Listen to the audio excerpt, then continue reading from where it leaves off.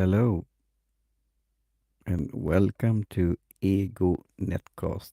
I am Martin Lindeskog and today I'm doing this live streaming session on distributing it on YouTube, and I will check here that I started a bit early, but now I see myself.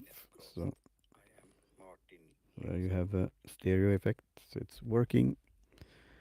So it the title of this episode 138 will be Free Iran Now, parenthesis Rus, end of parenthesis. So it Nowruz, how we pronounce that. And that's the Persian New Year. And it's recently started a new year. It's March 20th. And I was invited by a good friend of mine to the New Year's party during the weekend, but I'm sorry to say that I could attend. I miss it, and in a way, it's hard to celebrate due to what's happening in Iran right now.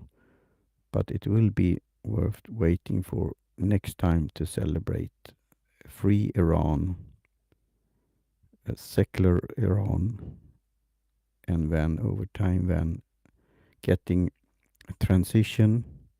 And they have a candidate, Reza Pahlavi, that will take it to the next step level.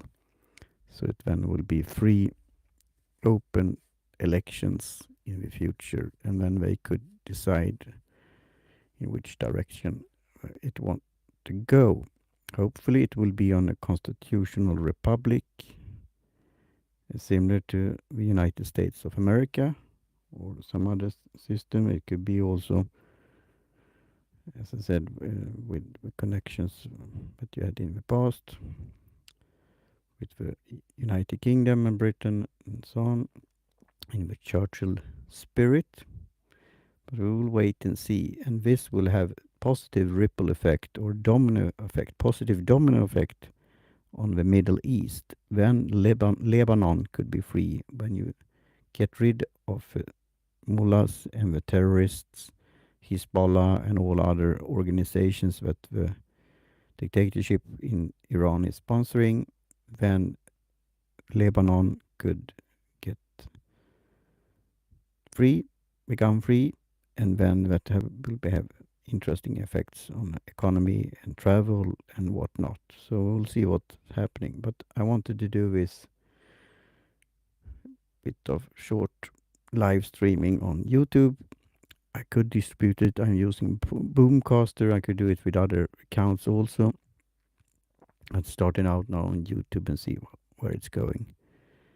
And I have some notes here, and that's why I wonder: is it any value to look at me here with my EgoNet cast cap? And I have also, I will be back and forth here. I have my buff with a blue, thin blue line, and it's called the thin blue line, and that's in support of the police. Same thing as I support the defense and jurisdiction in societies that are free. So, and we will come back to that. What the state has is force. The only way of doing that is they have the power of force. With the police to be the thin line between citizens and criminals. And in defense, and as they call it now in America, defense of Department of War, but defense is the original one. To defend yourself against threats and hostile attacks, but also if it's not safe, and the potential risk here with nuclear and attacks and turreted attacks and so on. Now I see it. I will now click on focus here so it not be disturbed or incoming call, because I saw it clicked on my phone here. So that's something to think about, this thin blue line, and I will jump back and forth. That's my style. I have my card here But when you get rid of a terrorist regime, because they are now supporting mobs and gangs and criminals and mafia, even here in Sweden, that are so-called operating here. One is called is what is called the Foxtrot network, and I think he's been sitting in Turkey, or how you pronounce that nowadays, a bird country, and then I think he ended up in Iran, but I don't know. It's confirmed yet. And there have been attacks at, for example, embassies, Israeli embassies in, I think, in Stockholm and in Gothenburg, with hand grenades and other things like that, threats and attacks, and then you will get rid of that. So that's something to think about, and the stability will come with it. But then it have been politicians and so-called diplomats that have comment on this, that you can't attack a hostile regime and a threat and a terrorist headquarters, because we have something called the public international law. The thing is that they have been living under dictatorship for 47 years in Iran. It was this mistake to have this mullah what was sitting and waiting in France on his chance, take over, and then I think the parents and others, that the generation that have now, they don't hold this anymore longer, and they have seen the mistake by that, and especially the youth and the younger generation are not liking it at all and don't want to be in this prison. But this public international law is say that you can't come outside and do this. It should be so-called an internal thing. But I question that. But then you have had politicians like Carl Bildt, that is a so-called moderate party, former moderate party leader and a conservative, and he was in the Balkans and negotiated there. And he has said that you can't attack it. And also this diplomat called Jan Eliasson, who has been in the so-called peace institute called SIPRI. Wait a second, I will take a sip of tea here. And that's the word that I know in Persian, shy. And he had been publicly on Twitter, he said how good negotiations he have done with about nuclear, with a guy there that was recently eliminated, a butcher in suit. And could you comprehend that? I mean, these negotiations, and I can't see that. So that's something to think about. The only diplomacy that you could have then is this British style gunboat diplomacy. That if you're a threat, we will strike back and take care of the problem. And then if you come again, we will do the same thing until you stop. And where you find this in action in movies. So I recently saw a part of a movie called American Assassin, and it's based on a novel, and I will then watch the whole movie. But I enjoyed that action movie. What did you think about that? I think it's some years ago. And then now I started to watch a TV series, a British one called Prisoner 951. I only watched the beginning, and there is an Iranian that want to travel back to England because she's married with a British, and then got stopped at the airport, and they say that she is an agent. So this is something to think about,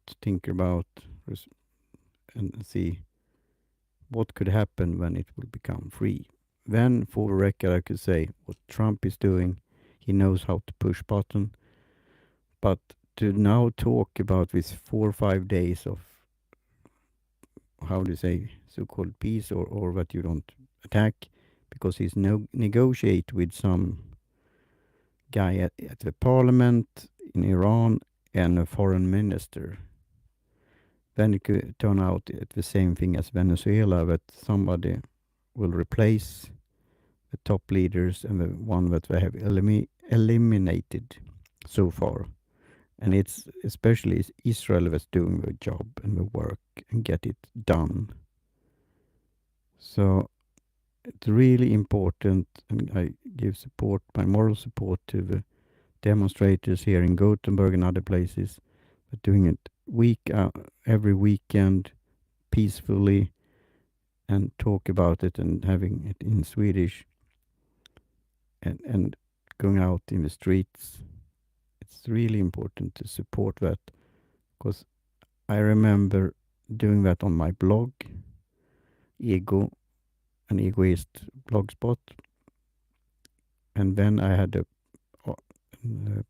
editorial cartoon by Cox and Forkum in 2004 called The Bonfire of Mullahs, and that's this Nowruz, that you jump over a fire in order to cleanse or clean, and the new chapter and this rebirth of a new year. And this is then more than 20 years ago. So this had been going on for a long time, and the student movement to support them, and now and then it was freedom, woman, and life. What's happened with this Kurdish woman that was captured by the so-called moral police and beaten to death because she didn't have this scarf or hijab or whatever you call it, covering her hair and face properly according to this so-called moral police. And now these demonstrations and uprising, the freedom fighters in Iran. And it's ready, and we have to give them moral support so it will then be cleared, and all the top leaders and regime and terrorists and mullahs and whatnot and whatever should be eliminated or giving up or put in arrest, or they could move away to some other. It's interesting how Iran now is so-called attacking their allies in different ways. So even Saudi Arabia is now saying that their patient is getting close to, but they are not happy campers, and it's really interesting to see this development. But it's important not to so-called negotiate now, Trump, with some guy at the parliament and foreign minister. It's to finish the job and get it done. And then we could celebrate Nowruz in a happy way next year, and then think about everyone that have been fighting for this freedom and liberty and a secular society. And also, I would say Cox and Margolis and Cox, they had a cartoon here recently called Can of Worms. You could say it was a can opener that was with the American flag symbol and the stars and stripes, and then it was a can of worms and this nuclear symbol. And it is really a can of worms, and it is difficult. I understand that. And to get it right, and that's why and I'm not a military expert, but to see how Israel is doing it so precise, could get rid of terrorists in a special location, very precise. It's fascinating and interesting to study if you're interested in that. And then now I will talk a little bit more about some other things, how you could support this show. If you think my ventilating things, I will often do it on Thursdays, maybe still on American time, so it will be Friday my time in Sweden. But now I'm showing on the camera here on YouTube this Marvel thing, Thor's hammer in plastic toy. But I will do that on Thursday. That's Thursday, torsdag in Swedish. I want to see the positive things, but maybe this could be that we could stir up some debate in a positive way, learn something from it, and continue the conversation as long as we have freedom of expression. And these podcasts I have had since 2006 in different places hosting. I have had a challenge with it to do it on a regular basis. I have started new podcasts and helping others starting podcasts, but I will still continue with Ego Netcast, and I will do a special memorable thing about the name Ego Netcast, why I choose that and why it's so timely right now. What's going on? Because I'm audio first when it comes to podcasting, but more and more it's video, it's live streaming, and thanks to podcasting 2.0 initiative and the namespace and different tags and features, you could do it in new interesting ways, and then you could get support, you could get feedback, you could have co-producers that you as a listener will send like a digital telegram with a small donation, or big for that matter, or streaming satoshis. That's a bit of a bitcoin, a part of bitcoin. So if you take one bitcoin and divide it 100 million times, you get a satoshi. And this, because now I will host it on a new hosting platform called Fountain, and that's a new modern podcast application. So I will test this out now for 3 months and see where it goes, and if I could get new listeners, if I get more support, if I get constructive feedback, maybe potential guests, and so on, because the focus will now be on this politics, philosophy, ventilation. I will do positive things also, and the main podcast on philosophy is the Secular Foxhole with my great co-host Blair Schofield.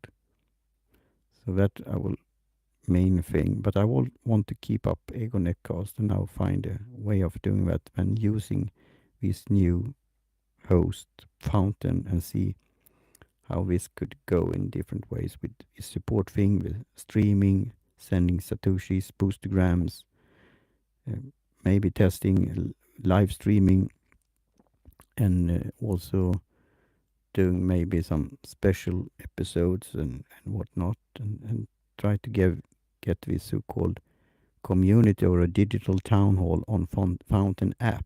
So I will include that in the show notes also, the link now to a new place, my podcast page for this podcast, Ego Netcast.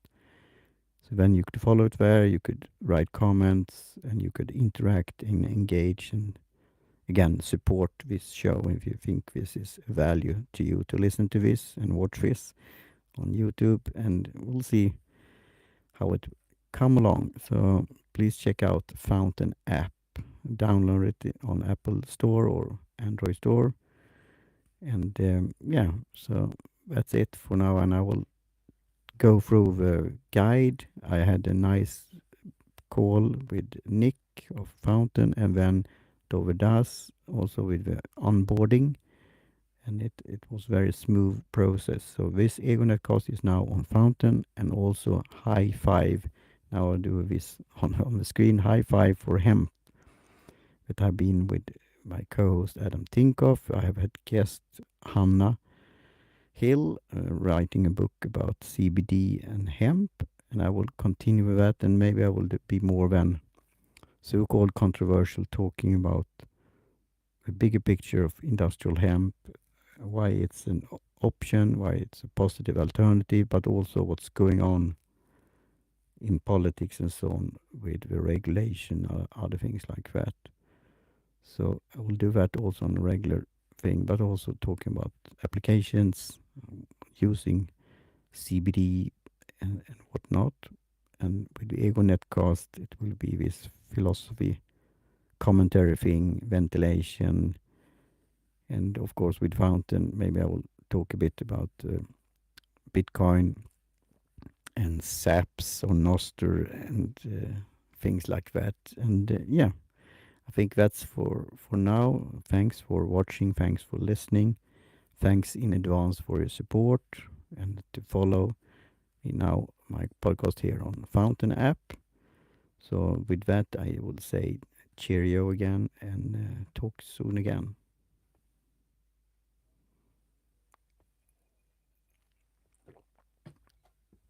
Bye for now. Over and out.